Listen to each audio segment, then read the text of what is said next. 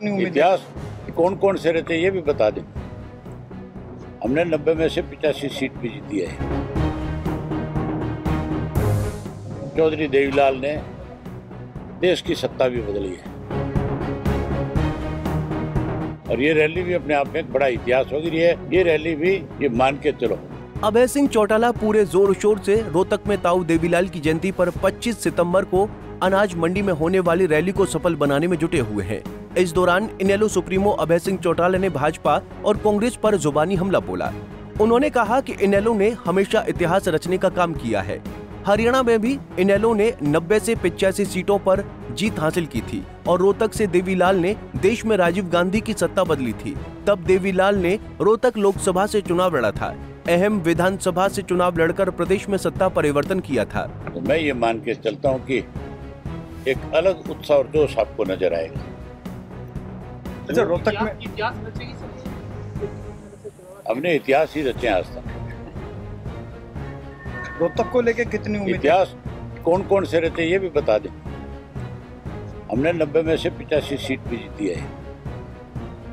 हमने इस रोहतक से चौधरी देवीलाल ने देश की सत्ता भी बदली है। मैम से विधायक थे और रोहतक से लोकसभा का चुनाव लड़ा था।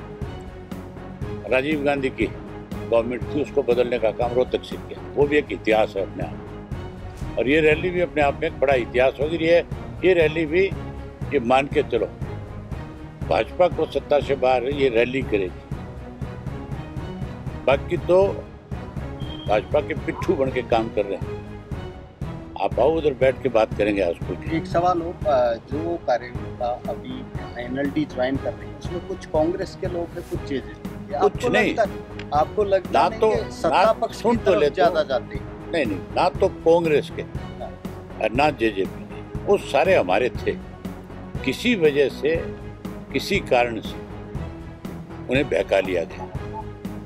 पहले तो हुड्डा ने नारा दिया चौधर, उसने चौधर के नारे के ऊपर हमारे साथियों को कहीं के बहकाने का काम किया और फिर जेजेपी वालों ने चौधरी देवीलाल का नाम लेकर के कि हम उनके आदर्श हैं, हम उनको आगे लेकर के जाएंगे, हम उनकी नीतियों को बढ़ाएंगे।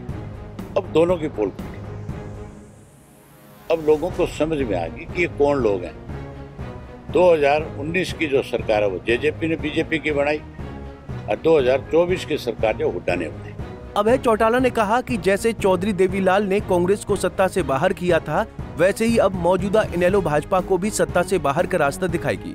उन्होंने कहा कि साल 2019 में जसपा ने भाजपा की सरकार बनाने में मदद की, तो 2024 के विधानसभा चुनाव में हुड्डा भाजपा को लाने में मददगार हुए। लेकिन अब रोहतक में होने वाली रैली भाजपा को सत्ता से बाहर करने का काम करेगी। रोहतक से दीपक भारद्वाज, पंजाब केसरी टीवी। हमसे जुड़े रहने के लिए हमारे YouTube चैनल को सब्सक्राइब करें और नई वीडियो की नोटिफिकेशन के लिए बेल आइकॉन को दबाएं। अगर आप ये वीडियो Facebook पर देख रहे हैं तो लाइक जरूर करें और ज्यादा से ज्यादा शेयर करें। धन्यवाद।